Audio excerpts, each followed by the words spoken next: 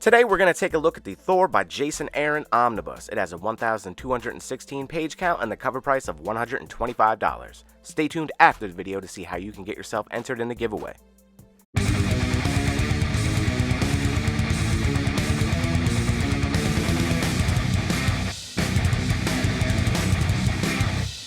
Alrighty, so here we have this glorious cover here from Dauterman. This is one of the DM variants. Had to go with the Jane Foster Thor, of course.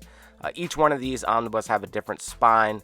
This one has Jane Foster on the spine. On the back of the book here, you get a little synopsis and whatnot, some artwork. Great looking book, man. This thing is beautiful. On the inside, you got the Dauterman as well.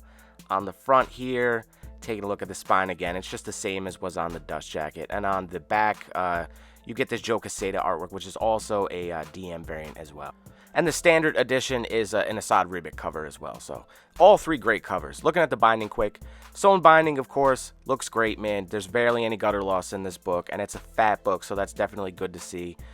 This is volume 1 as well, so hopefully we do get a volume 2. It hasn't been announced yet, but should be hopefully on the way, I would assume, the announcement at least. You get the table of contents here. Bunch of great issues collected. You get Thor God of Thunder 1 through 25, Thor 2014 1 through 8, Thor Annual 2015 number 1, Thor 1 through 4, and Mighty Thor 2015 1 through 12. And this book starts right out with the God Butcher arc, which is fucking awesome, man. 893 AD, Earth, the western coast of Ireland. Thor and some Vikings find a body that washes up to shore that's been butchered, and they find that it's the body of a god. Shortly after finding the butchered god on the shore, Thor ends up hearing this little alien girl's prayers, which he goes to, and which leads him to like the city in the clouds where there's these gods of Midgard that are like hanging on hooks and all fucked up and shit, and he ends up battling with Gorr's black berserkers. They're kind of like his guard dogs or something, I guess you could say, but they're all evil and shit and real cool looking, man. All this is drawn super good. Esad Ribić absolutely destroys it in these the Gorr the God Butcher arc and in the God Bomb. Man, all the artwork is just absolutely incredible. This is where like you get the first meeting with Thor and Gorr the God Butcher here. So they have like this sick battle. Thor's on like the Pegasus in the air and they're fucking battling it out.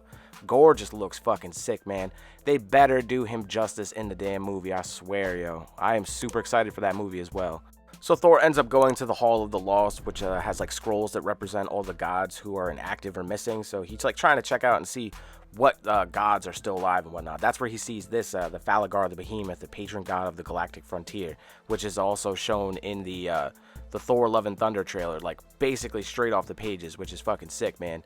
So he's looking around to find these gods, and he ends up like getting into this sick cave and shit, and he ends up battling with Gorr the God Butcher. So there is 3 different Thors throughout this whole run. It can get sort of confusing, but not really. I mean, it's pretty basic. I mean, it's easy to understand, but so there's like the young Thor, the Thor that we have now, and then there's like the older Thor, King Thor, which he's all badass and shit with the beard and just looks all crazy. He's got like the patch on his eye, and he has a destroyer for his arm. But this is the young Thor and Gorr battling it out in this cave here, and he ends up like slicing off I think he slices off his arm, man.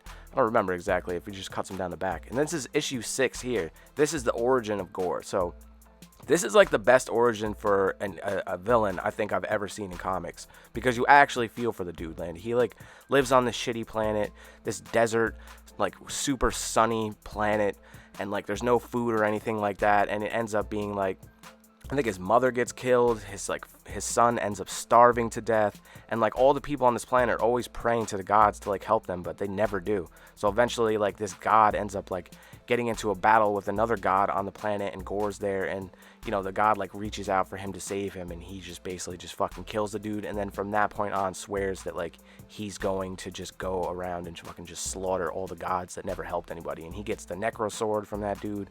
Just fucking sick, man. Getting into the mind bomb stuff here, this is where all the Thors meet up finally. So they go to try and kill Gorr the God Butcher and stop him from using this mind bomb. So this is the mind bomb arc. He's like created this thing, this big ass bomb that will destroy all the gods throughout every timeline. So all the 3 Thors would be killed with this bomb if it's detonated, and then Gorr would have just completed what he set out to do, which is just butcher all of the gods. Really cool arc, man. I was a huge fan of this whole story here with the God Bomb and Gorr the God Butcher. It hit on so many levels, man. The writing from Jason Aaron and the artwork from Esad, Ribić, just absolutely fantastic. I won't go into what happens with Gorr, but man, you could pick this book up and read it for yourself. Now here, after the Gorr stuff ends, it picks up with a Once Upon a Time in Midgard issue where Jane Foster reveals to Thor that she has cancer. And, Thor is, like, bugging out. He's, like, trying to say, like, oh, I'm going to bring you to Asgard. We're going to fix you right up quick. And she's like, nah, I'm not into that. I'm going to stay here on Earth, and I'm going to take care of cancer the way that, I should be. She's going to go through chemotherapy and all that stuff. And so that's basically where this continues throughout, like, the rest of the storyline. And then you get the stuff here with Malekith, this dark elf. And, like, this is basically just kind of leading up to, like, the War of the Realms stuff. So here's all the realms here, and a lot of this is just, leading up to that. This is a cool little issue here with Thor just getting hammered, hanging out with this dragon and shit. Really cool artwork. And then it gets into this stuff with Roxxon and this Dario Agger dude, who, like, basically runs this corporation that is, like, they're like an oil corporation and, like, doing all this shit to Earth. And that's where, like, this one character, Roz, gets introduced. She's, like, works for S.H.I.E.L.D. She's, like, the environmental agent or some shit like that. But even though she gets into all this crazy shit, you get this craziness here with Galactus as well. This book just hits on so many different levels, man. It's just absolutely insane. But superb artwork throughout the whole damn thing, man. But the Dario Agger, this damn cat, fucking Thor variant there. But this Dario Agger dude and a lot of the Malekith and that stuff kind of, like, continues throughout the rest of the book. Dario Agger, like I said, he's kind of this, like, evil ass dude, and he is actually, like, a minotaur.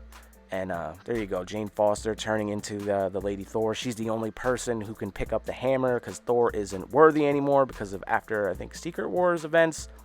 He had something whispered into his ear, and he's no longer worthy. But Jane Foster is the only one who's worthy. So, little short snippet there of what's going on. But all this stuff I thought was, I don't know, so-so. There were some cool parts. Like, I do like all this stuff with, like, the Frost Giants and stuff like that. The artwork throughout all this is really good, man. I do appreciate that. I mean, like I said, the Frost Giants look cool. Thor looks dope. I do like the relationship between, Lady Thor and Thor. He's, like, super pissed that she's got the hammer. He doesn't know at the time that she's Jane Foster. And you get a bunch of, like, the cancer stuff with, Thor and Jane Foster, which is, like, super sad, man. So, like, basically she is undergoing all this cancer treatment and all that, and by picking up the hammer and being Thor, it's, like, negating all of the cancer treatments she gets. So she can be sitting doing all this treatment, and then out of nowhere, like, it's just gone because she picks up the hammer. Then you get this cool little issue here. I think it's the annual, which actually CM Punk writes some of this. I forget. I'm not sure which part of it. I think the later end there, but it's just funny that he was involved in this. Then you get all this stuff too, which is with all the Thors, like the Ultimate Thor, and you get Beta Ray Bill and all that in there, which is it's pretty dope, man. It's this stuff is cool. Like I said, the artwork in this is really good too. The Ultimate artwork is always fucking phenomenal, man. I've always been a huge fan of that. So I'd say, like, the Gorr the God Butcher stuff and the Mind Bomb, all that stuff was really phenomenal in this book. You get Loki popping up in here, but as it gets on to the later stuff, some of the Jane Foster, Thor stuff is pretty good. I feel like the story kind of fell a little flat in some parts with the Dario Agger guy and Roxxon and that Raj chick and all that. I mean, like, there's some moments that are definitely really cool throughout it, like some battles and shit like that. Like Jane Foster, she can, like, maneuver the hammer unlike Thor ever could, which is kind of cool. And she is... What's funny to me is she talks like Thor does when she puts the Thor suit on. So she talks regular as hell, like she's just a chick from whatever. And then all of a sudden she just gets all mighty and shit, like talking thou, blah, blah, blah, and all that shit. And it ends out this book with a little story quick of, like, how, like, the origin of Mjolnir was made and all that, which is kind of cool to have. So we should be getting a volume 2, and that will lead into War of the Realms. So definitely looking forward to volume 2. In the back, you get all these extras here, some sketches. You got that little, like, homage there to X-Men. Bunch of sketch works, bunch of different covers. Scotty Young variant there. That one variant with the first appearance of Gorr, which is super hard to find and damn expensive. But great artwork throughout it, man. Phenomenal story. The end of the book fell a little flat for me, but all in all, man, this is a fucking spectacular read, and I was entertained the whole damn time.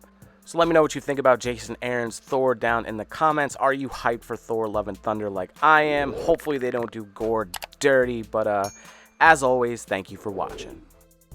The next giveaway is worldwide. One lucky winner will win the X-Men Omnibus Volume 1 DM variant Jack Kirby cover. You'll also get a Powers of X Issue 1 Diodato 1 in 200 Virgin variant, as well as King Spawn #1 Greg Capullo Raw Sketch variant. To win, you must be subscribed to the channel, like and comment on a video where I promote the giveaway. When we hit 750 subscribers, I'll pick a random video and then use a random comment generator to pick the winner. Good luck!